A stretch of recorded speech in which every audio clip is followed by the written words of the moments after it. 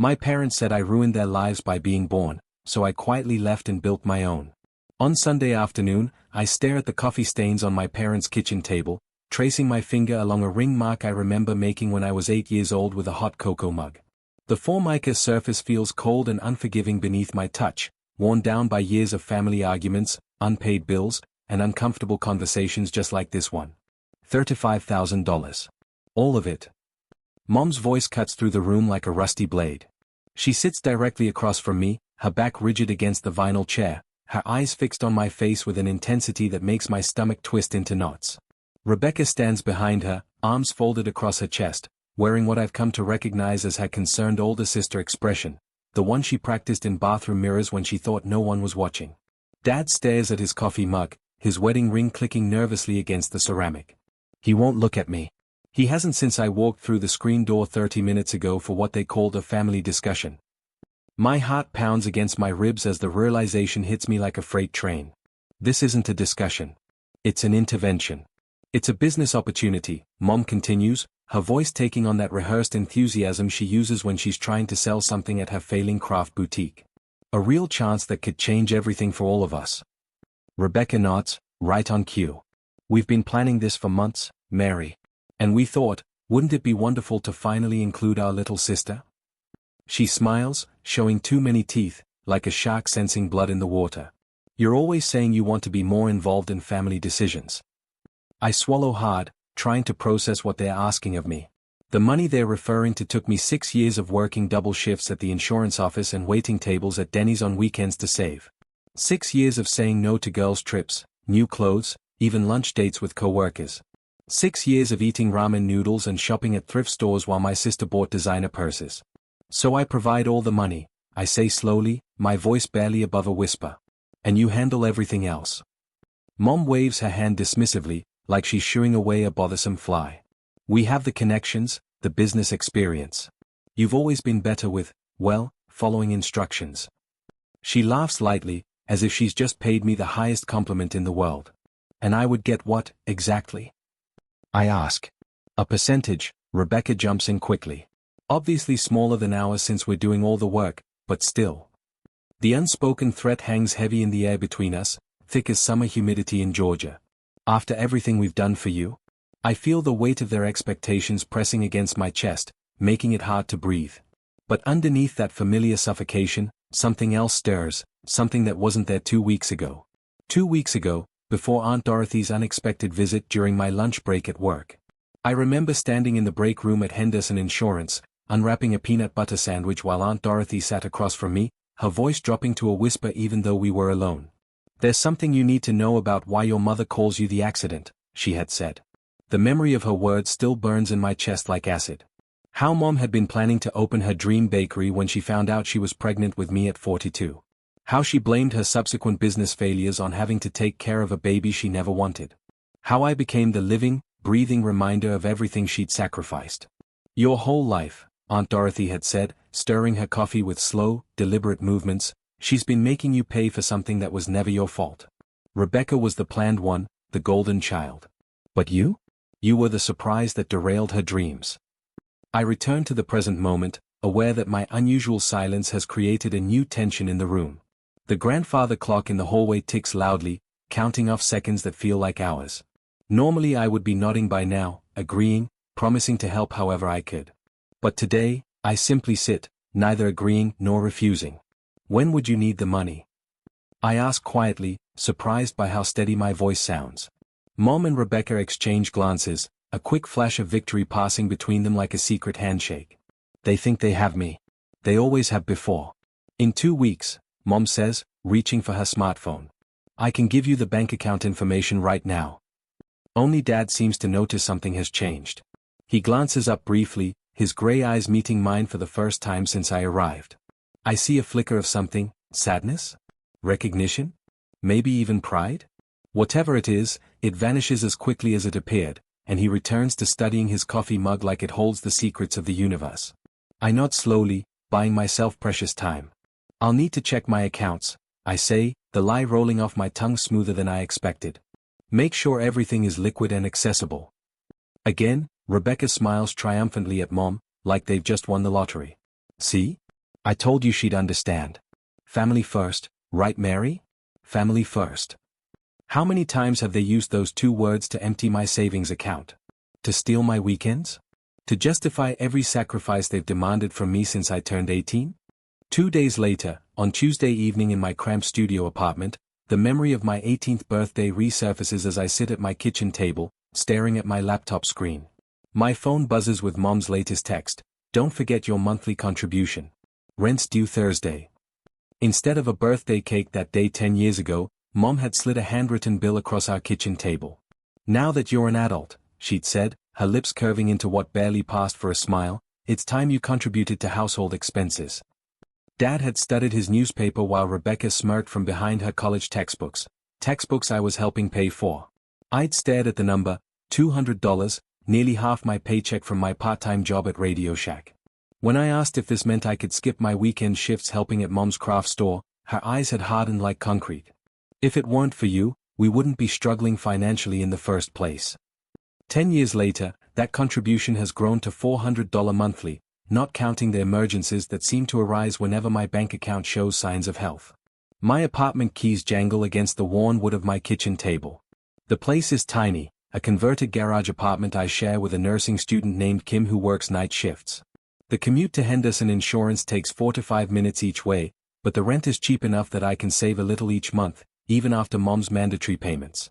I open my journal, the pages soft from handling. 10 years of entries chronicle the same heartbreaking pattern. Excitement when my paycheck arrives, careful calculations of how much I can save, and then the inevitable call or text from Mom demanding money for some family crisis. March 12th, got a raise at work. An extra $150 a month. Maybe I can finally afford a decent car. March 15th, Mom called. Rebecca needs help with her wedding expenses. There goes my car fund. September 3rd, 6 years of saving. $35,000 hidden away in a separate account. Nobody knows but me. The last entry makes my chest tighten with both pride and terror.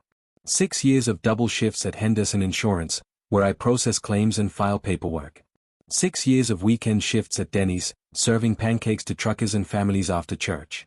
6 years of saying I can't afford it to co-workers' invitations, of calculating the cost of every item at Walmart, of mending clothes instead of replacing them. 6 years of careful deception, letting Mom believe I'm barely scraping by while I secretly built a nest egg that could change my life. My phone lights up with another text, this one from Rebecca. "Mom says you're being difficult about the monthly money. After everything they've sacrificed for you." I set the phone down without answering, my hands trembling slightly. Rebecca learned early to align herself with Mom's expectations. The golden child, named for our grandmother's middle name, while I was carelessly named after the Virgin Mary because Mom went into labor during midnight mass on Christmas Eve. "We couldn't think of anything creative," Mom had explained when I asked about my name as a child. "We were too stressed with the medical bills, the unspoken addition being the medical bills you caused." The phone buzzes again. Dad this time, a rare text, "Your mother's upset. Can you just send what you can?" I close my eyes, remembering the countless times Dad has witnessed Mom's financial demands without saying a word. His silence is its own form of betrayal, wrapped in the cowardice of a man who checked out of parenting when things got difficult. "Mary? You home?" My neighbor Jake's voice carries through the thin door, followed by a gentle knock. I tuck the journal away before opening the door. Jake stands there with a plate of chocolate chip cookies, steam still rising from them. "Made too many," he says with a shrug that doesn't quite hide his concern. He's noticed the dark circles under my eyes, the extra shifts I've been picking up. "Figured you might want some." "Thanks." I take the plate, struck once again by the strangeness of genuine kindness with no strings attached. Jake's family calls him every Sunday, but just to check in and share news, not to demand money or favors. I've overheard his warm conversations through our shared wall, so different from the tense negotiations that pass for family communication in my world. "You okay?" he asks, lingering in the doorway. "You look tired." Before I can answer, my phone rings. It's Linda from the office, the older woman who trained me when I first started and now treats me with a maternal concern that still feels foreign after all these years. "I should take this," I tell Jake. He nods and leaves with a small wave. "Mary?" It's Linda. Her voice carries its usual warmth. "I noticed you've been working through lunch again. I hope everything's all right at home." Something catches in my throat. These small kindnesses, Jake's cookies, Linda's concern, highlight the stark difference between how my family treats me and how the rest of the world does. I think about the $35,000 sitting in my secret savings account. The money represents more than just dollars and cents. It's 6 years of sacrifice, yes, but also 6 years of hope. Hope for something more than this endless cycle of obligation and guilt. Mom's latest demand for the entire amount isn't just about money, it's about control. About keeping me tethered to the role of family scapegoat, the eternal source of funds for their schemes and dreams. The next morning, Wednesday, I slip my time-off request across Linda's desk, holding my breath like a child asking for permission to stay up late. My supervisor glances up from her computer, reading glasses perched on the end of her nose. A personal day? You haven't taken one in. She taps at her keyboard, eyebrows rising in surprise. 3 years? Good heavens, Mary. I know, I fidget with my cardigan sleeve, the same nervous habit I've had since childhood. Is it okay? I wouldn't ask if it wasn't important. Take 2, Linda signs the form with a flourish that makes me want to cry. Doctor's appointment. Something like that, I murmur, not quite meeting her eyes. Whatever it is, I hope it helps you find some peace. She hands back the approved form, her expression softening with genuine concern. You look like you could use it. Peace. What a foreign concept that feels to someone who spent 30 years walking on eggshells. Later that day, I sit in the public library in Marietta, 2 towns over, hunched over a borrowed computer where no family member would think to look for me. The fluorescent lights hum overhead as I methodically research apartments in Denver, Colorado, a city nearly 1,200 miles and 2 time zones away from everything I've ever known. Something unfamiliar flutters in my chest as I scroll through rental listings. Hope, maybe. Or terror disguised as excitement. I write down contact information for 4 properties within my budget, including a 1-bedroom apartment near downtown with mountain views. The realization that I can afford my own place, a real place, not this cramped studio shared with a stranger, still feels like a revelation. 6 years of double shifts and saying no to every small luxury has built a nest egg my family would devour in an instant if I let them. Not this time. The following day, Thursday, I slip into First National Bank wearing sunglasses and a baseball cap borrowed from Jake. Inside, a young banker named Tracy helps me open a new account with my driver's license and a cashier's check for half my savings. No family member as a joint owner. No shared access. Just mine. Your signature looks different here than on your license, Tracy comments, sliding the paperwork back to me. I'm working on that, I say, and realize I mean it in more ways than one. That weekend, while Mom drags Dad and Rebecca to Cousin Jennifer's engagement party, I use my emergency key to enter their house one last time. The familiar scent of Mom's vanilla candles wraps around me like an accusation as I slip upstairs to the spare bedroom closet. My throat tightens when I spot the manila folder labeled Mary's documents in Dad's careful handwriting, tucked behind Mom's Christmas decorations. Inside lies the paper trail of my existence: birth certificate, social security card, vaccination records, high school diploma. I'd asked for these documents dozens of times over the years. They're safer here, Mom always insisted. You'd just lose them. I clutch the folder to my chest, surprised by how light it feels, the entire official record of my 30 years on Earth weighing less than a hardcover book. That evening, I sit on a bench at Stone Mountain Park, watching families pack up their picnic supplies as the sun sets. The peaceful scene feels like something from another world. I pull out a spiral notebook and begin a list titled Things I Have Survived. My pen moves steadily across the page: Mom's coldness, Rebecca's manipulation, Dad's silence, the constant draining of my bank account, the subtle reminders that I wasn't wanted, the not-so-subtle reminders that I owed them for the inconvenience of my existence. When I reach the bottom of the page, I stare at the final item: being called an accident my entire life. I tear out the page and fold it carefully into my wallet. Whatever happens next, I've already endured the worst they could do to me. The thought settles in my chest like a stone, solid and strangely comforting. I am not an accident, I whisper to the geese floating on the lake. One of them honks back, and I find myself smiling, actually smiling, for what feels like the first time in years. Sunday dinner arrives with its usual parade of passive-aggressive comments and loaded silences. I take my customary seat at the kitchen table, the same table where they ambushed me with their demand for my life savings just days ago. Mom serves pot roast with mashed potatoes, her specialty, saved for when she wants something important. So, she says, carving the meat with surgical precision, have you made your decision about our business opportunity? I take a small bite, chewing slowly, buying time. I'm still considering all the angles. Rebecca snorts. What's there to consider? It's a no-brainer investment. I'd like to see the actual business plan, I say, surprising myself with how steady my voice sounds. Market analysis, projected returns, that sort of thing. Mom's knife clatters against her plate. We don't need all that corporate paperwork. This is family, not some Wall Street deal. Actually, Rebecca interjects, leaning forward with predatory excitement, we were thinking we could streamline things. We could become co-signers on your accounts, just to help manage the investment more efficiently. The grandfather clock chimes 7 times before Dad finally speaks. Maybe we should give Mary more time to think about it. She's had plenty of time, Mom snaps, her mask finally slipping. The opportunity won't wait forever. I set down my fork with deliberate care. What exactly is this opportunity? Specifically? The silence that follows confirms what I already suspected. There is no business plan, no investment opportunity, just another attempt to drain my resources for their benefit. We're still finalizing the details, Rebecca finally says, her voice tight with barely contained frustration. I see. I take another bite, feeling something new rising within me. Not anger, exactly. Something calmer, steadier. The quiet confidence of someone who has already made her choice. The next morning, Monday, Linda calls me into her office. My heart sinks, certain someone has discovered my plans and reported back to my family. I have good news, she says instead, sliding a folder across her desk. That transfer opportunity you asked about? Denver has an opening starting next month. I put in a strong recommendation. I stare at her, speechless. When I'd casually mentioned the possibility of relocating a few weeks ago, I never imagined she'd taken it seriously. Don't look so shocked, she says, smiling warmly. You're one of our most reliable employees. They'd be lucky to have you. Thank you, I manage, my voice barely above a whisper. I don't know what to say. Say you'll send a postcard, and that you'll stop letting people take advantage of your generous heart.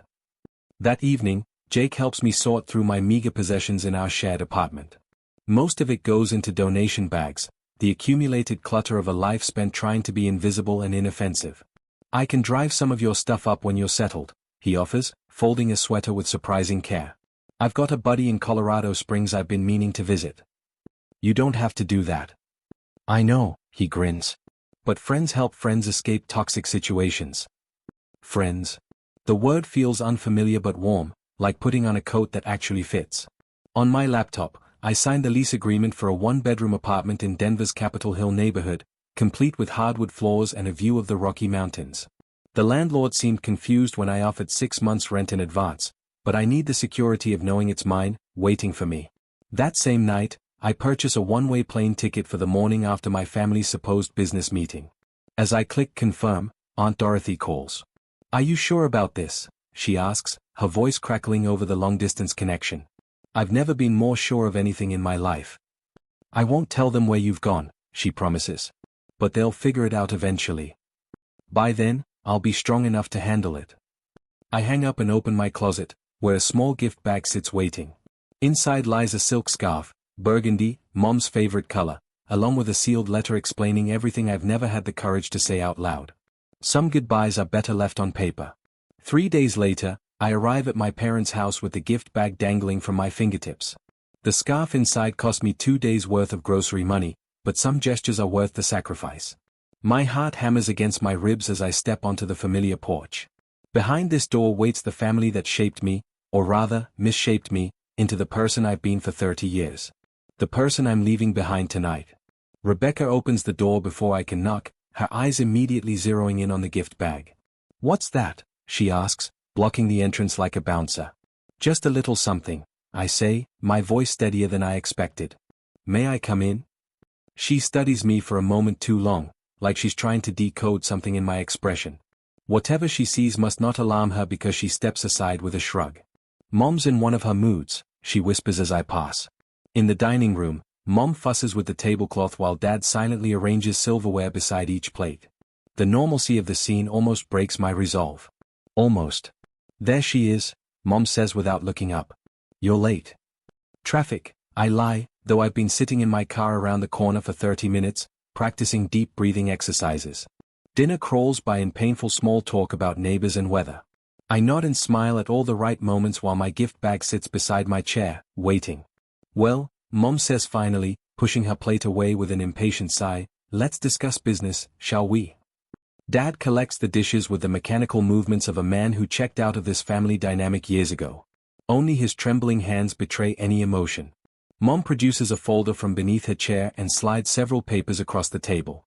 We've decided the simplest approach is for you to sign these, she says, tapping a pen against the documents. Power of attorney forms. That way we can handle all the financial details without bothering you with every little decision. Helping a little sister who's never been good with money, Rebecca adds with a practiced smile that doesn't reach her eyes. I stare at the paperwork. My name appears throughout the documents, but every benefit, every protection, flows toward them. Family takes care of family, Mom continues, her voice hardening with familiar authority. After everything we've sacrificed for you, everything we've given up because of you, this is the least you can do. Dad returns from the kitchen, his eyes downcast as he takes his seat. The silence stretches between us, thick with 30 years of expectation and disappointment. You're right, I say finally, reaching for the gift bag beside my chair. I have thought about everything you've said. Mom and Rebecca exchange triumphant glances while Dad's shoulders slump even further. And I've decided, I continue, placing the bag in the center of the table like an offering, to give you something more valuable than money. Mom blinks, confusion replacing her confidence. What are you talking about? Open it, I say softly. With impatient fingers, Mom pulls out the elegant burgundy scarf and then the sealed envelope beneath it. Her name is written across the front in my neatest handwriting. What is this? She demands, but her voice has lost its commanding authority. My goodbye, I answer simply, rising from my chair with newfound grace. I know the truth now, about the bakery, about calling me an accident, about everything. I forgive you for resenting my existence. And I'm leaving. Tonight. You can't just, Rebecca starts, her face flushing red. I already have, I interrupt, not turning back. My apartment is empty. My new job starts next week in Denver. There's nothing left to discuss. I turn toward the door, feeling strangely weightless, like I'm floating above this scene instead of living it. Behind me, the sound of tearing paper as Mom opens the envelope. Dad's chair scrapes against the floor. When I glance back, his gray eyes meet mine directly for the first time in years. Be safe, he whispers, and I see tears on his weathered cheeks. Outside, the cool Georgia evening air fills my lungs like freedom itself. 2 months later, I wake to golden sunlight streaming through the windows of my Denver apartment. The Rocky Mountains rise majestically outside my bedroom window, their peaks dusted with early snow that catches the morning light like diamonds. My phone buzzes with birthday messages, not the obligatory acknowledgments from family who resented my existence, but genuine wishes from people who simply enjoy my company. Linda from my old office. Jake from Georgia, who kept his promise to visit. The friends from my book club who plan to take me skiing this weekend. At 31, I'm learning that family isn't just about blood. It's about the people who celebrate your existence instead of resenting it. Who see your successes as reasons for joy, not opportunities for exploitation. I open my journal, a new one, with fresh pages unmarked by decades of disappointment, and write, today I turned 31. My savings account has grown back to $40,000. I sleep through the night now. The nightmares about family emergencies and guilt trips have stopped. I'm learning that love doesn't come with invoices. Looking out at the mountains, I touch the small tattoo on my wrist, a compass rose I got last month, pointing toward all the directions I can still choose to go. The family you're born into may shape your beginning, but the family you choose determines your future. And for the first time in my life, that future feels bright with possibility.